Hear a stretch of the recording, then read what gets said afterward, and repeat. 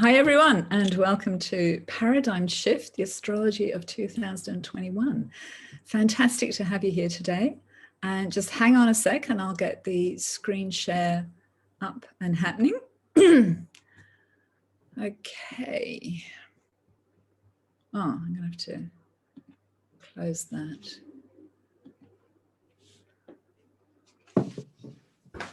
Wonderful. So, hi everybody.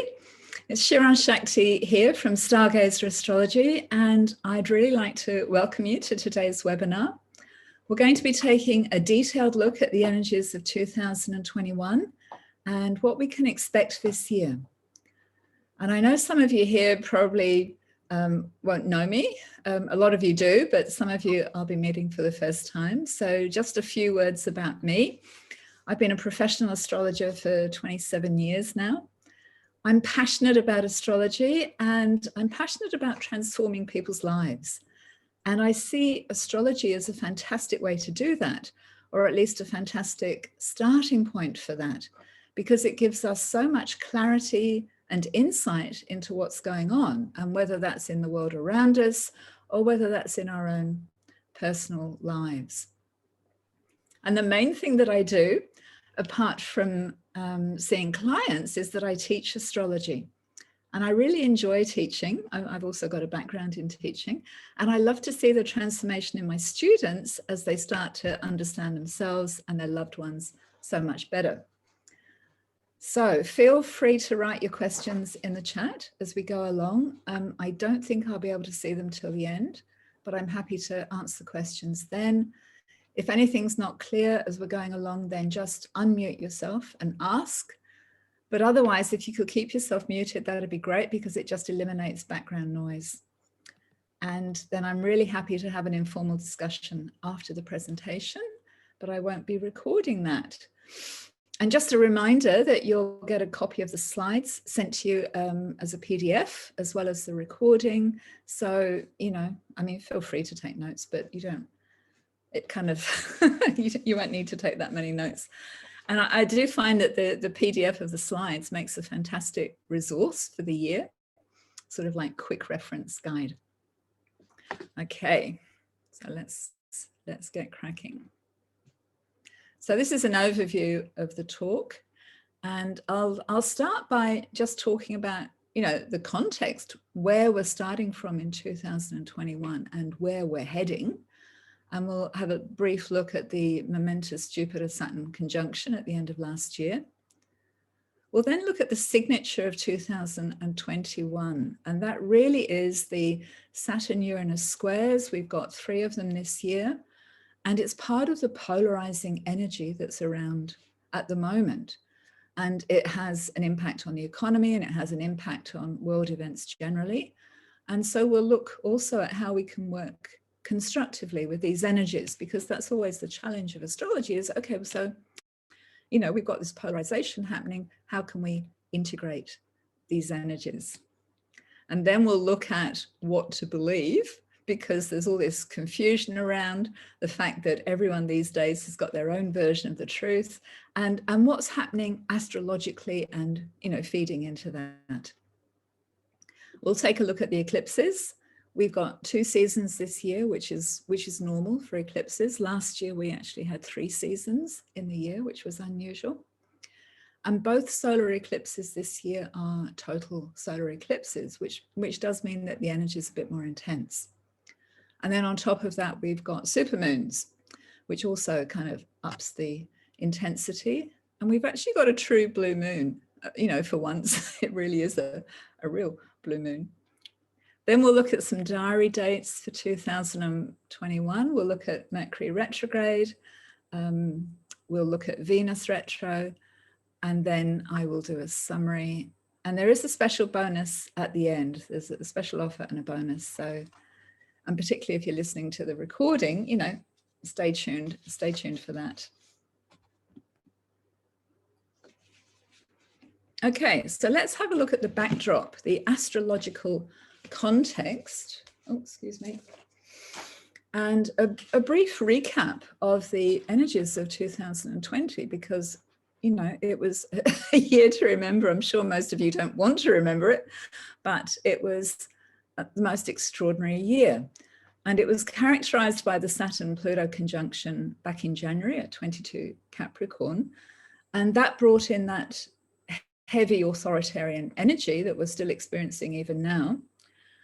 At the time, we didn't know what the context for that would be, but obviously now we can see, you know, that it's come in response to the COVID pandemic. It was, you know, kicking in about a year before that as well. Then we had, at the end of last year, we had the momentous Jupiter-Saturn conjunction at 0 degrees Aquarius. And this really is the shift of the ages, because it was those conjunctions moved from earth signs, where they'd been in for the last 240 years, to air signs.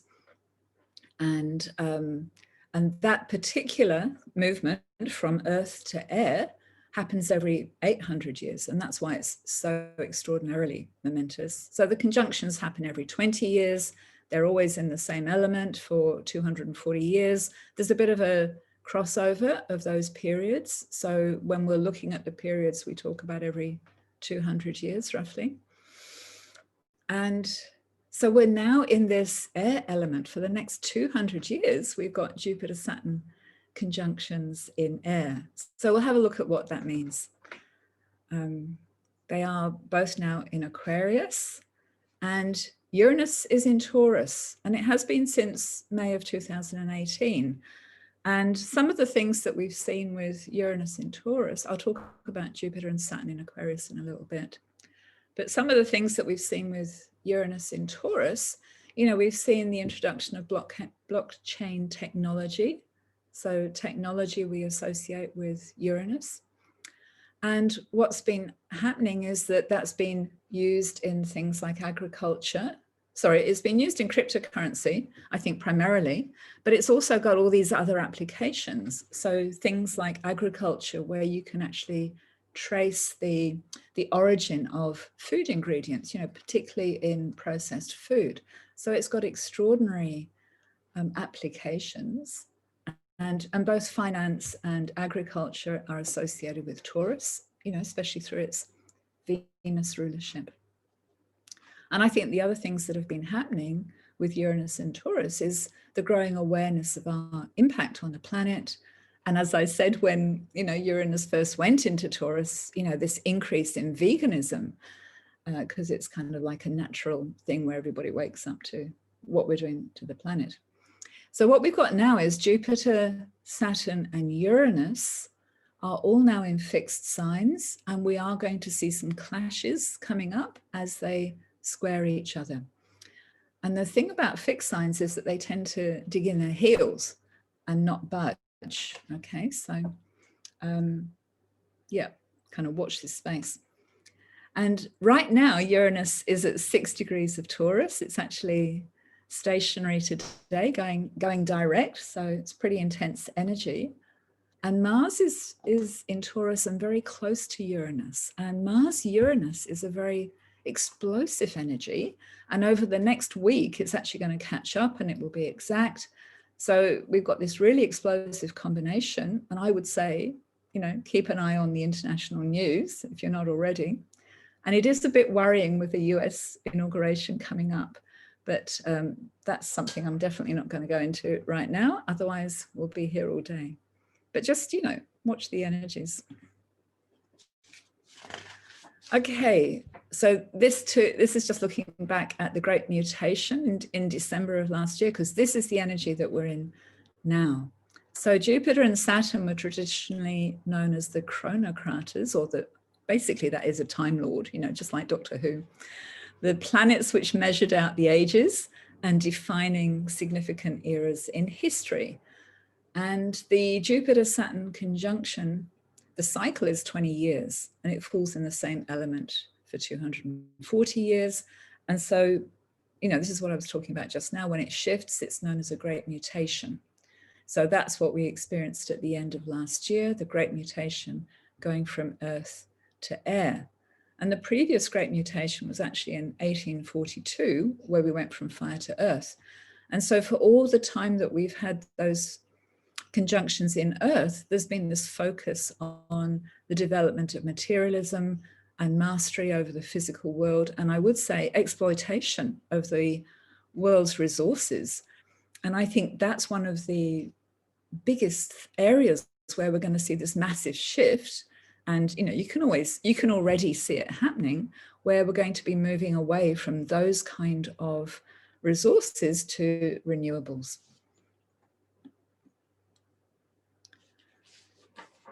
So Jupiter-Saturn cycles are associated with changes in social structure. In the old days, they were the,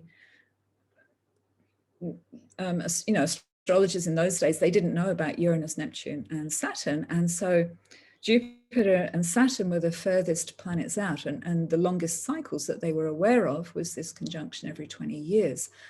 But it was said to kind of define history and define different eras in history. So Jupiter and Saturn are associated with changes in social structure, and they're very much concerned with issues of law and order. And Aquarius is unorthodox. It breaks the mold. It's ruled by Uranus. It's to do with technology, inventions, innovations. There's a focus on the collective, and it's around egalitarian and humanitarian concerns, and it's very inclusive. So, some people are saying maybe this conjunction is part of the dawning of the age of Aquarius, where a collective egalitarian vision is going to be our guiding light. And I mean, who knows? There's quite a few different ways that you can define the age of Aquarius. I'm not going to go into them now, but hey, this is certainly playing into the energy. So let's now look forwards a bit, because this also gives us a bit of an idea of the astrological context. We have Pluto. It's currently at 24 Capricorn, and it's moving towards the end of Capricorn, and it's going to move into Aquarius in 2023 and 24, because it kind of goes in, goes back, and then goes in again a few times. And one of the ways that we could really interpret that would be, we are in the death throes of the old establishment, and we are seeing its transformation. So it's quite intense. But of course, when Pluto does get to Aquarius, that's going to be yet another, yet another planet that's in Aquarius that's kind of adding to that energy of, I don't really think it's the age of Aquarius, but it's certainly a very kind of bright and hopeful future. And something to be aware of, those of you who are more advanced, I'm sure you are aware of it already. America, the USA, is having its Pluto return in 2022 to 23. That's at 27 degrees of Capricorn. And that's when Pluto comes back to its original position, at the time of the founding of the United States. And as a cycle, it's to do with uses and abuses of power. So we can see that, this is really kicking in already in the States, that these issues are really up for review. It's the ending of the old cycle of all these abuses of power. And, not long ago, we had the Black Lives Matter movement. And if you think that America was founded on slavery, there's so much there that needs to, really be transformed. So that is part of the energy of what's going on in America.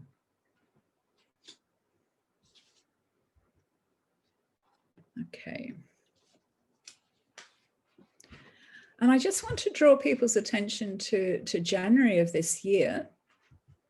This is not true for the rest of the year, but it seems that all of these particular aspects are happening in January. And so we've got these three aspects, and they are all closing cycles or closing aspects of their various cycles. So we've got Jupiter semi-square Neptune on the 4th of January.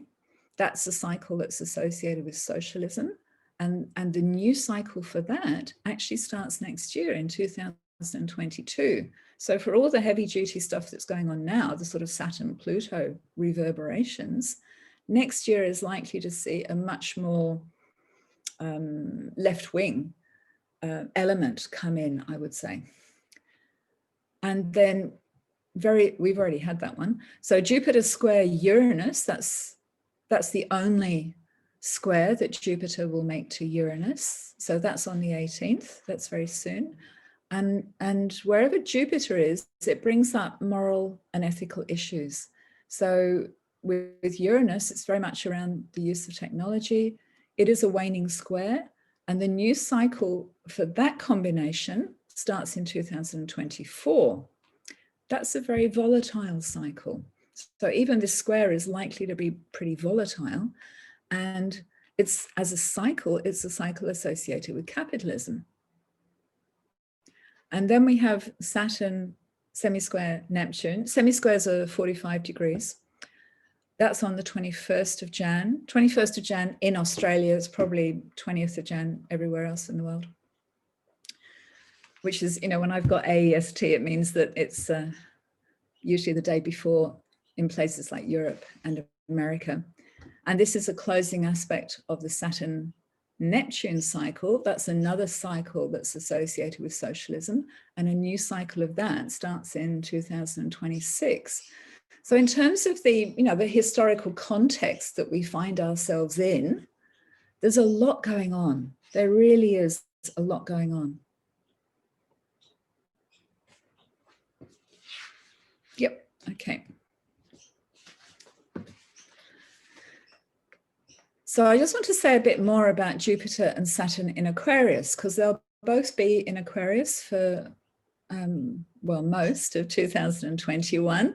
Jupiter is in Aquarius, and then it whizzes out, it whizzes through Aquarius, it whizzes into Pisces for about 10 weeks, and then it comes back into Aquarius, and then it finally moves into Pisces on the 29th of December. But for most of the year, it's in Aquarius.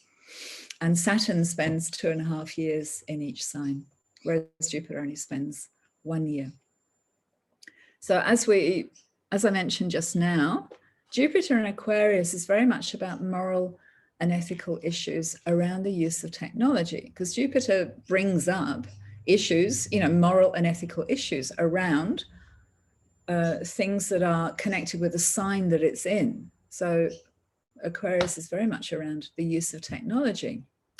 And I think what we'll see is a lot of people questioning, and it's already happening, but questioning the use of social media and the way that the global tech companies do this thing that has been termed surveillance capitalism, where they collect all our data and then they sell it on to the highest bidder. And this wonderful woman, Shoshana Zuboff, who's a professor at Harvard, she's written a book and she's come up with this term surveillance capitalism, which I think kind of sums it up beautifully. I don't think it can go on for much longer. And I think that Jupiter and Saturn in Aquarius are really going to see lots of, restrictions imposed around all of these, the way that the global techs, the giants, carry out their business. So it's possible with Jupiter in Aquarius that we'll also seek meaning in connection. And maybe there'll be something about learning communities, because Aquarius is so focused on communities. Yeah, and maybe moral and ethical issues around communities may come up, questioning what we mean by egalitarianism, which is a theme associated with Aquarius. So what do we mean by that? What do we mean by equality? And what we're seeing already is people are, questioning issues of privilege, white privilege in particular, and entitlement, particularly male entitlement is getting a lot of space in the media. Okay, and then Saturn in Aquarius. I think that will see, Saturn wants to legislate and restrict So I think that will bring in a lot of legislation and restrictions around the use of technology. And all of this energy is heightened when you've got the square to Uranus, which is happening in both cases, because Uranus rules Aquarius, and possibly restrictions around communities. And what I think, you know, with both of these placements in Aquarius, I think there's likely to be a lot of alternative stuff going on. And I think Saturn will want to create some structure and possibly regulation around that. And the thing is, you know, sometimes that can be a good thing. You know, the question often is Saturn creating clear boundaries that are needed? And is it providing regulation to protect people and protect society? Or, you know, the negative side of Saturn, is it being repressive in some way? And then the squares from Uranus really kind of reinforce that and will seek to challenge the status quo. So remember that Uranus in its positive form is about bringing in a higher level of consciousness, a new awareness, and hopefully without too much disruption in the process. But sometimes Uranus, in order to do that, it has to crack open the old structures in order for the light to get in. And I think that's particularly true of Saturn-Uranus. Sorry, yeah, Saturn-Uranus. Okay, so Saturn-Uranus, the squares, this really is the hallmark signature of 2021. And we know it's the last quarter of it's the waning square of a 45-year cycle that started back in 1988. Saturn-Uranus is characterized by right-wing, conservative, autocratic attitudes. Okay, and we're certainly seeing a fair bit of that. Or more positively, it can give form, Saturn, to something revolutionary or something that's innovative. So the last quarter is very much a reorientation to the new cycle. Now, this new cycle will actually start in 2032. You can see with all of these contacts, you know, that this idea of we're in the end of old cycles, you know, and that new phases are coming, new energies are coming. The square, the Saturn-Uranus squares are always a very tense energy, and they often lead to clashes. Sometimes they lead to kind of an impasse where, you know, the energy just gets completely blocked. But more often than not, you know, it's this incredible tension that's there. And what we'll see there, you know, the clash of tradition, Saturn versus innovation, Uranus, we're likely to see. So now this depends on which way, you know, you read it. On the one hand, it could be repressive state control versus individual freedom. So that's negative Saturn versus positive Uranus. Or you could also interpret that as positive Saturn, laws for the benefit of society, versus negative Uranus, which is anarchy and chaos. So, you know, it really depends how these energies come through, and it all depends on people's individual consciousness. I mean, that's the bottom line. We're likely to see curbs on technology via regulation with Saturn-Uranus, and it's a hugely polarizing energy. It's very, very divisive. So here are the dates for 2021. We do get it 3 times exact, but so really, you know, the energy is around us all year. What I think is also likely to happen, and bearing in mind that Saturn's in Aquarius, that's what the AQ is about, and Taurus, and Uranus is in Taurus. So bearing that in mind, I think it's very likely that we'll see a complete overhaul of the global finance industry. There is this sense of birthing a new economy, and we're already starting to see it, but there's very, very likely to be this massive shift towards cryptocurrency.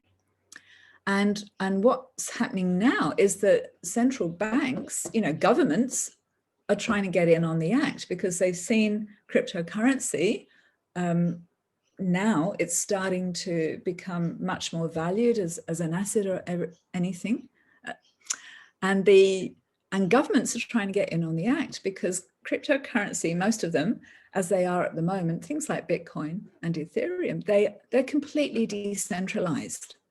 You know, governments can't touch them. And the central banks, so particularly countries like China, they're already developing, well, I think a lot of countries are, but I think China's actually, you know, on the verge of bringing it out. They're developing their own cryptocurrencies, which means that they can completely control it. They can track every single transaction. They could probably tax you on every single transaction, you know, tax at source. They would be able to track people through the cryptocurrency. They could also block people's access to that. So I think central banks, you know, depending on the country that we're talking about, it's quite a different thing to cryptocurrency as it is at the moment, because of it being decentralized. What I think we're likely to see, this isn't me actually, this is a financial analyst was talking about the wallet wars, because with payment platforms like PayPal and Stripe and everything starting to accept crypto payment, there's going to be this, the wallet wars, you know, where are you going to keep your money, basically? And the kind of what follows on from that is, do we need banks any longer? And it's quite possible that over the next few years that we really won't need banks. You know, there will be a whole new way of dealing with finance. And we've already heard governments talking about negative interest rates with all the the explosion of printing money that they've been doing to cope with the pandemic. So who wants negative interest rates? Who wants to pay the bank to hang on to your money? So I think crypto's really on, in the ascendancy now. And I don't want to get too technical. I don't want to freak you guys out, but and apologies for the fact that this graph is so faint. All I want you to have a look at is the blue line, all right? So completely ignore the red line. And I know that means everybody will immediately look at the red line, but all I want you to do is look at the blue line. And this is something called the cyclic index. It is astrological.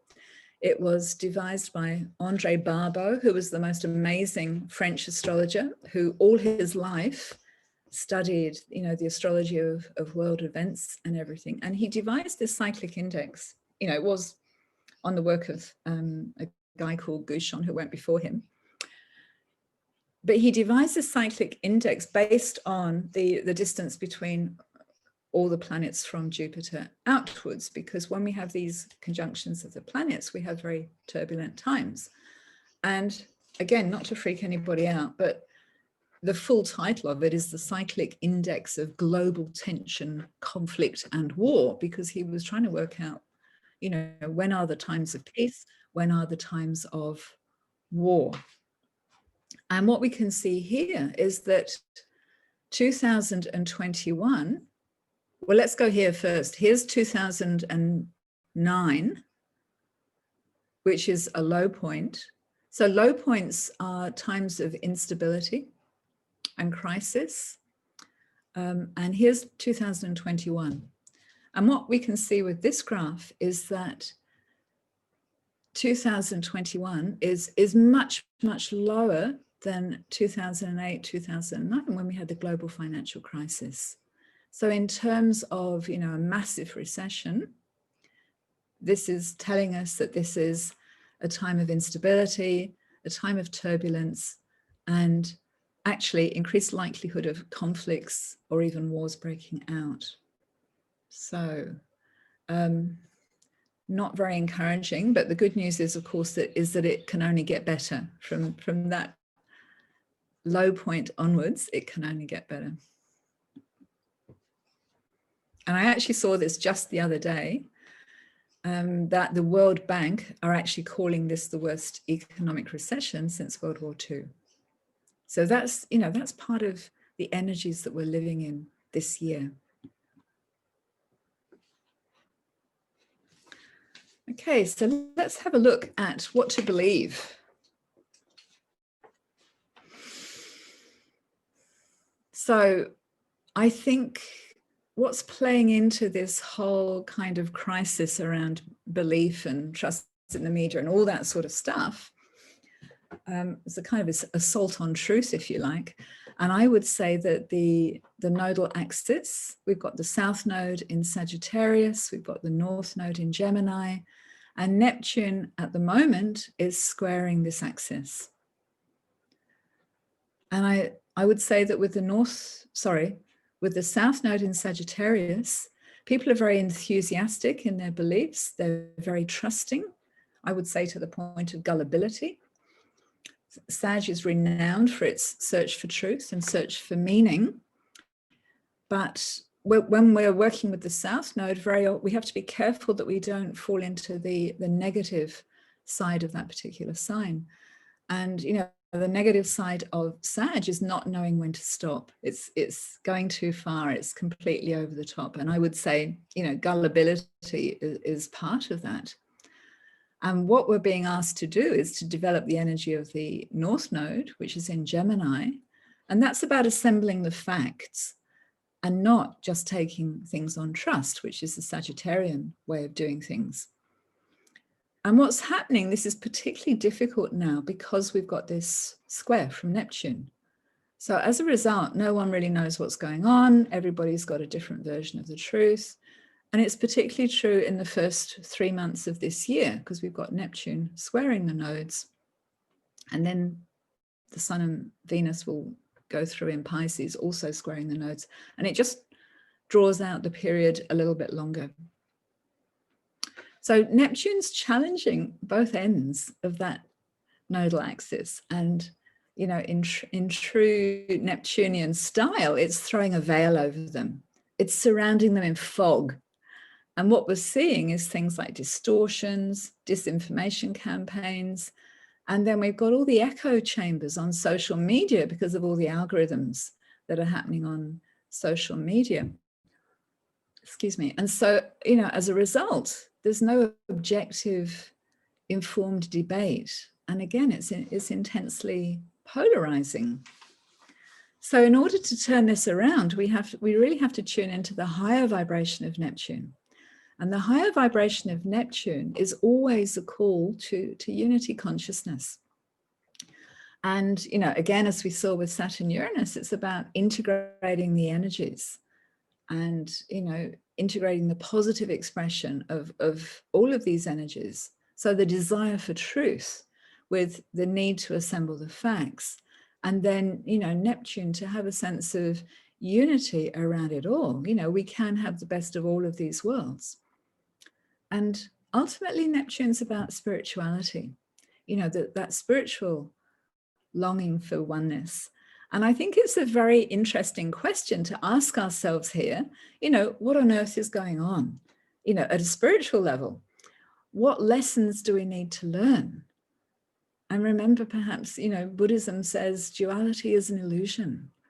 You know, everything is oneness. And I really think that we need to bear this in mind. And I think the call is to rise above the polarization. All of it, all of it.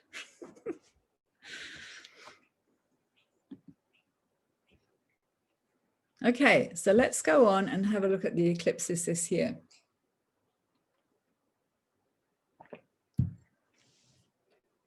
So eclipses generally are times of significant change. Often the changes are unexpected. Solar eclipses bring in significant new beginnings, and lunar eclipses bring in significant, or not so much bring in, they are significant culmination points where things come to fruition and the energies are intensified by the eclipses. And eclipses are to be respected. So I always say to people, don't take any unnecessary risks for 2 weeks either side of an eclipse. We've got Gemini and Sagittarius in the spotlight in 2021 because the eclipses always fall where the nodes fall. And then we've got the beginning of the shift into Taurus, Scorpio. although the nodes don't actually change till early next year. All right, so let's have a look at May and June. So in May, we have a total lunar eclipse, and the pictures here, you know, that one is the total lunar eclipse, and this is the annular solar eclipse. So in May, we have a total lunar eclipse, and it will, of course, be a blood moon. That's on the 26th of May. That's at 5 Sagittarius. It's also a super moon, full moon. It's the second of 3, so it's the one in the middle. So supermoons are pretty intense at the best of times. You know, you tend to see extreme weather events and things like that. And so the fact that this is an eclipse as well as a supermoon just means that the moon is closer to the Earth than usual. So, you know, all the influences of the moon are intensified. So that's likely to pack quite a punch. I would really kind of keep an eye on that. If you've got any planets or any chart points around 5 Sag, I would really,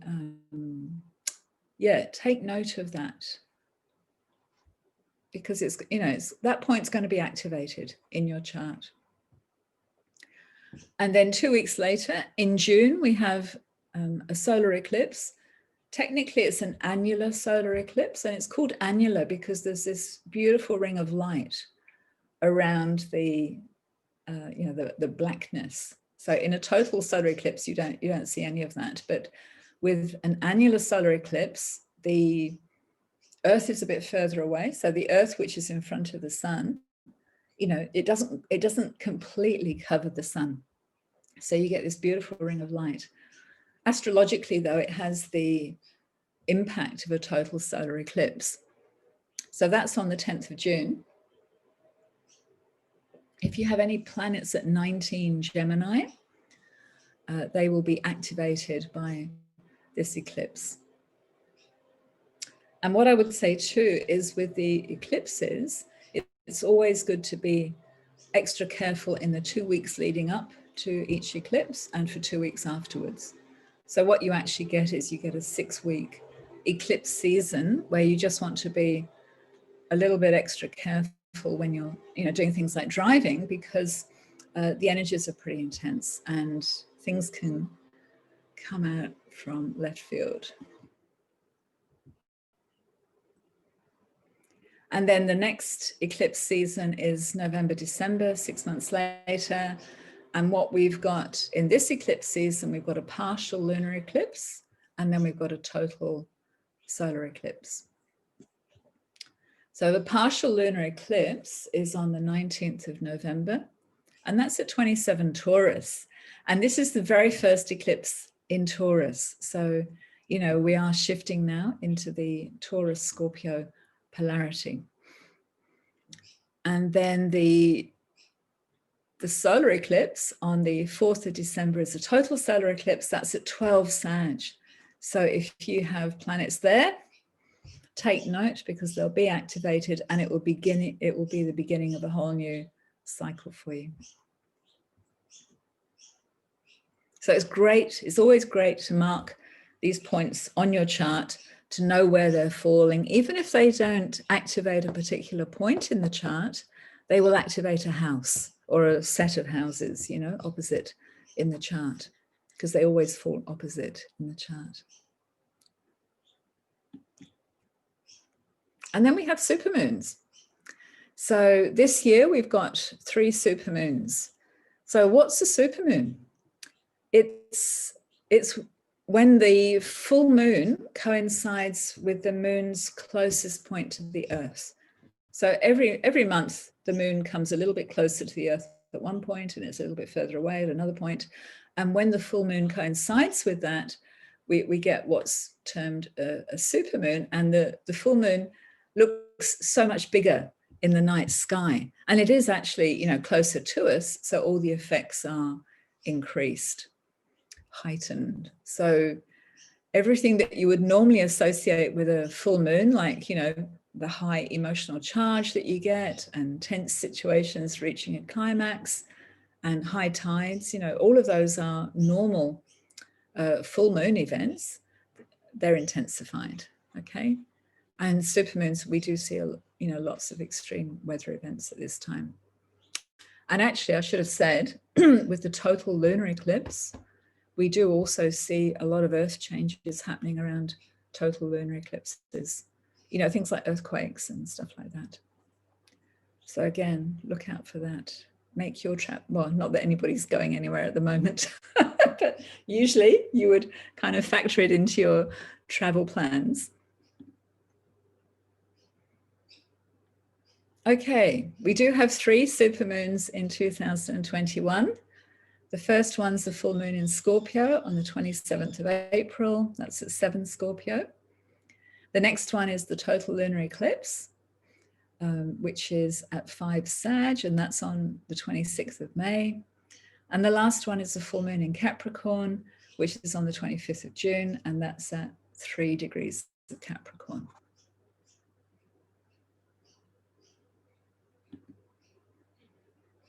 Oh, and just something else I want to draw people's attention to, particularly Nita, who I know is not on the call at the moment, but she will be watching the recording. Happy birthday, Nita, for the 12th of Feb.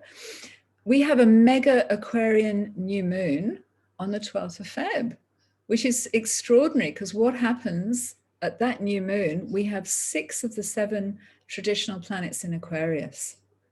So it's a very, very, very Aquarian new moon. It's quite extraordinary, hey? Very unusual. So, the Aquarian energy is just so strong at the moment.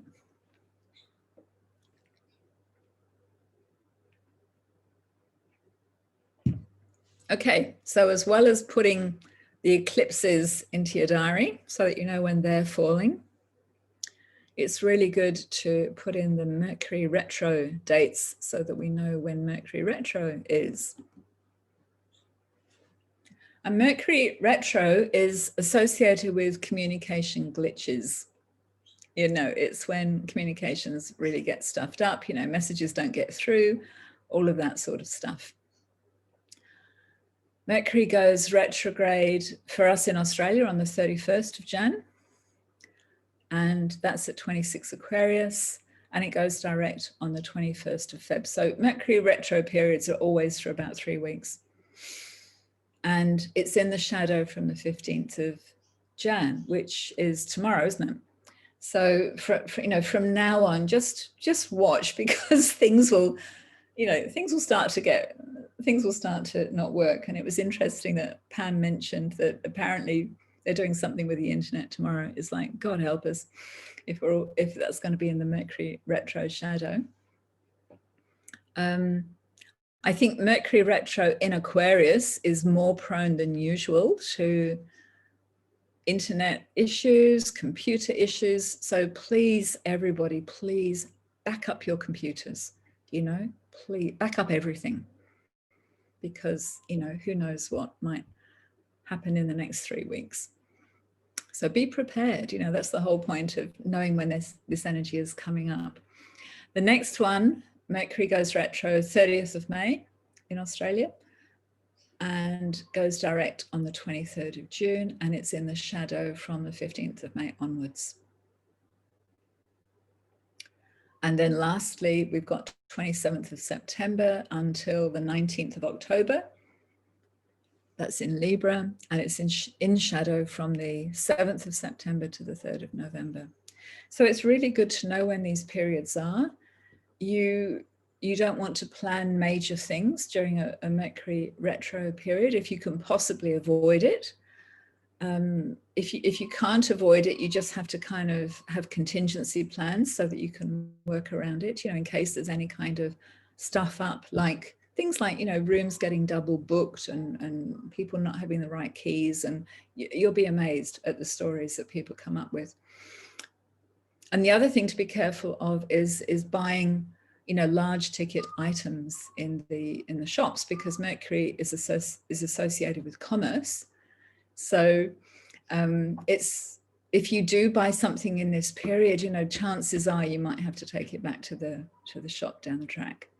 So it's, it's better to avoid these periods, certainly for the large ticket items. And the other thing is preferably don't sign any contracts in this period.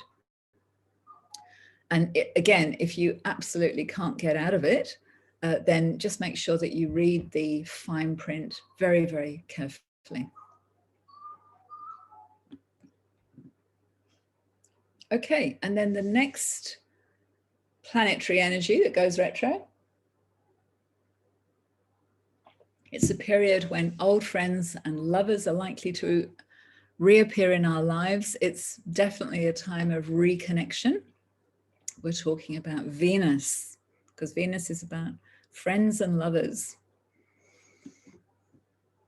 So Venus will be going retro right at the end of the year, and it will be going retro in Capricorn. And I just wondered if that would bring about some sort of general reconciliation, because it's going over all those Capricorn points, that have been activated this year. Last year, like the Saturn, Pluto and everything. That was just amusing, really. So Venus goes retro on the 19th of Jan at 26th of Capricorn, at 26th Capricorn, and that's when she will appear as an evening star, and she'll then go direct on the 29th of Jan 2022 at 11 Capricorn, and by then she will be appearing as a morning star.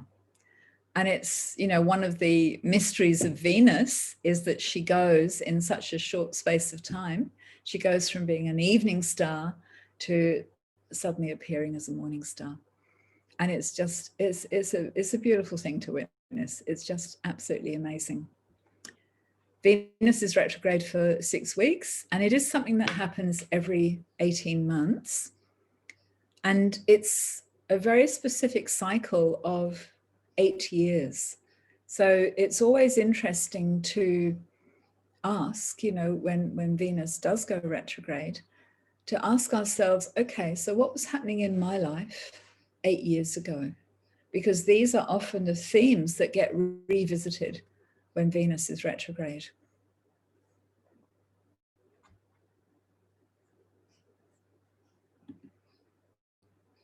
And this is the pattern that Venus traces in the cosmos. So Venus goes retrograde 5 times, and here these are the 5 retro loops, and it goes retrograde 5 times in 8 years. So that's the 8-year cycle that I'm talking about, and every 8 years it goes retrograde at almost exactly the same point. Not quite, but almost exactly the same point. So it traces out this beautiful rose of Venus. And I did do a workshop about it earlier last year in May, sort of like at the beginning of lockdown, I think it was, on the cycles of Venus. I won't be doing it this year, but if anybody missed it and you'd like to see it, it is available as a recording on my website. So we really went into, the mysteries of Venus and what happens in these cycles. Oh, and lastly, I just want to talk about solstices and equinoxes, because these are really important times in the calendar. They tend not to be honored as they once were. And I'm sure everybody will recognize Stonehenge here. The one at the bottom is also a solstice alignment, which is at Newgrange in Ireland.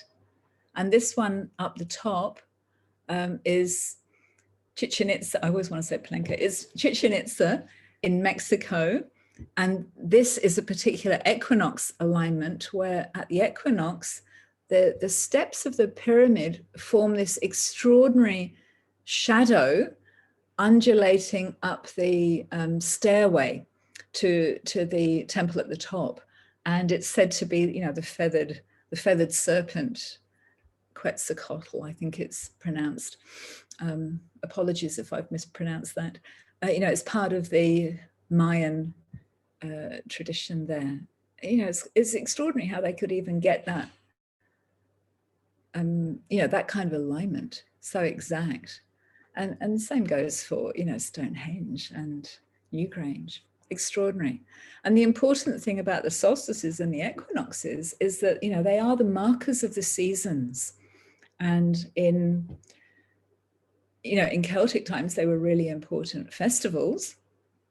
They were the middle points of the season, you know, so you had midsummer solstice and midwinter solstice. And then, of course, for astrology, our zodiac is based on these points. You know, these are the points that mark the cardinal signs. So Aries and Libra and Cancer and Capricorn. Whoops. So here we are. Here are the dates.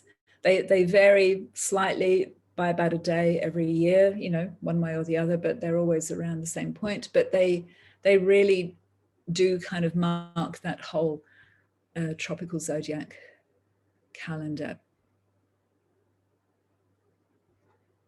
So that, you know, the equinox in March is when the sun goes into Aries. The solstice in June is when the sun goes into Cancer. The equinox in September is when the sun goes into Libra, and the solstice in December is when the sun goes into Capricorn. And that's why we've got Tropic of Cancer and Tropic of Capricorn, because that's when the sun is overhead at those points. So astrology is in our everyday lives much more than most people realize. Okay, so just to summarize, so the context that we're in, you know, we've really got the death throes of the old establishment and its transformation. We've got a shift away from exploiting natural resources and moving towards renewables. The signature of 2021 is this intense polarization and divisiveness that we're seeing. But I think the call, you know, the spiritual call, if you like, is for unity and integration, you know, integrating the positive sides of all of these different energies. So with Saturn and Uranus, it's about providing a structure or a framework for innovation. Then we've got, you know, the whole question of what to believe, the search for truth, the need for facts, and the need to focus on unity consciousness. And again, integrating the best of both worlds. So I think it's, you know, it's really about keeping our level of awareness at a higher level. It's really about rising above it all. You know, we've got the cyclic index showing us that 2021 is the low point. It's a time of instability and turbulence. Bear in mind, you know, that after this, things can only get better. I think every time we think that, just send it lots of white light. We don't want any conflicts breaking out.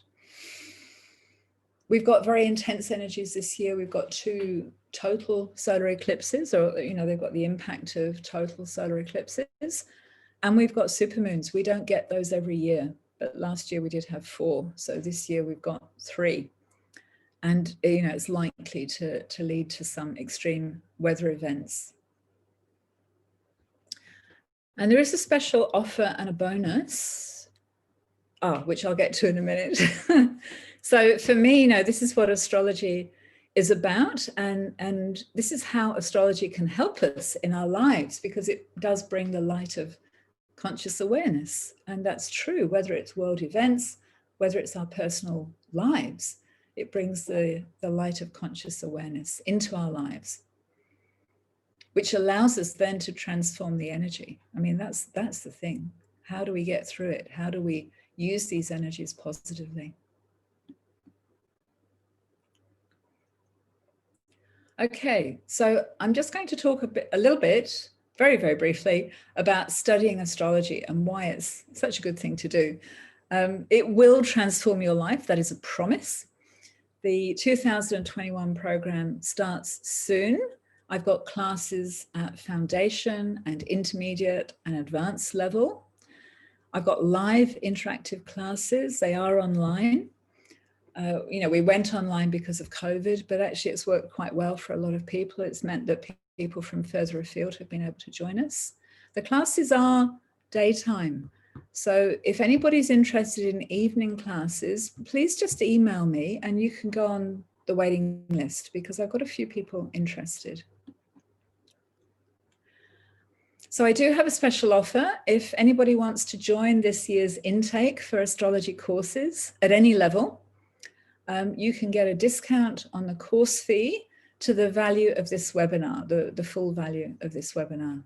So you just go to that link and you use that coupon code, and it's open till midnight on Monday.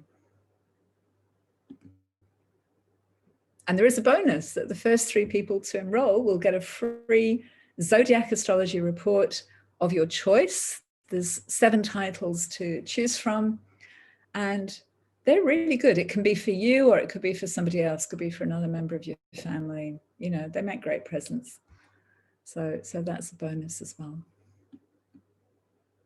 Please stay connected. I've got a free monthly Stargazer Astrology newsletter. You just sign up on my website. And I have now got a Facebook group, Astro Travels with Chirone Shakti, and there's the link for that, although it's pretty easy to find if you are on Facebook.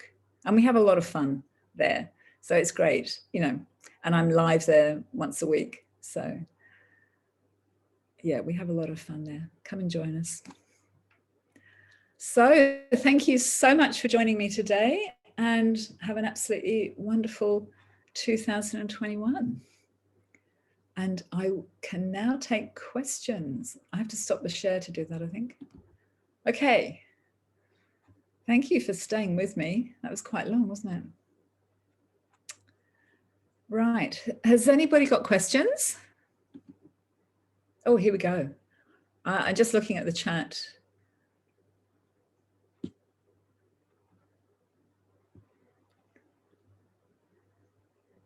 Oh, Mike, is there a Barbo cyclic index calculator?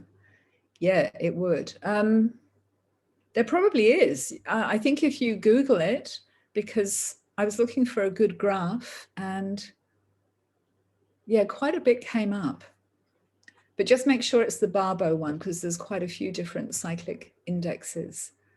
And Tom, the Neptune influence, all of the spectrum's manifestations is truly fascinating.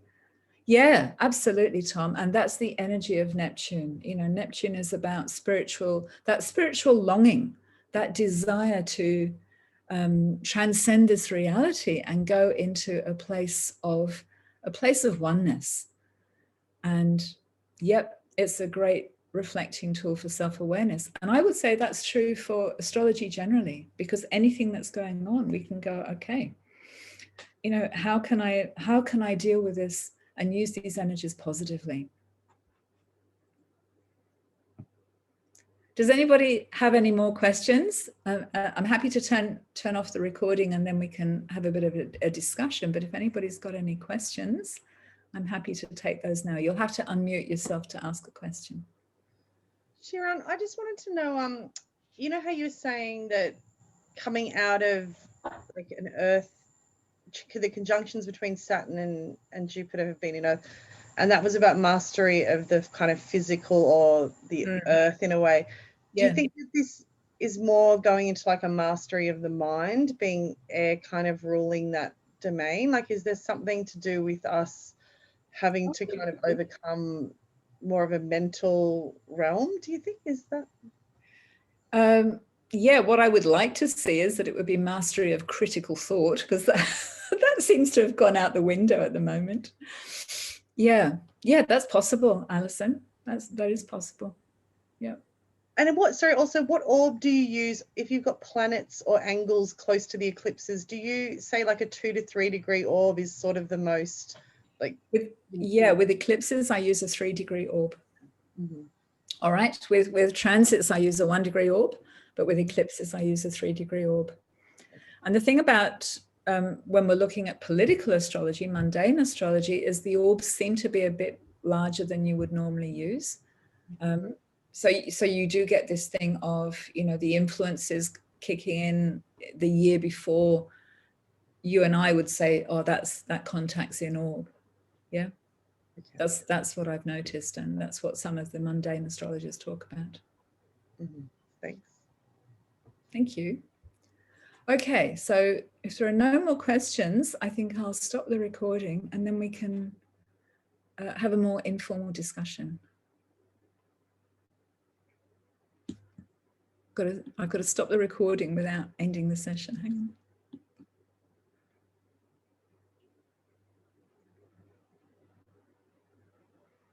It's still recording. What's happening? Stop the recording.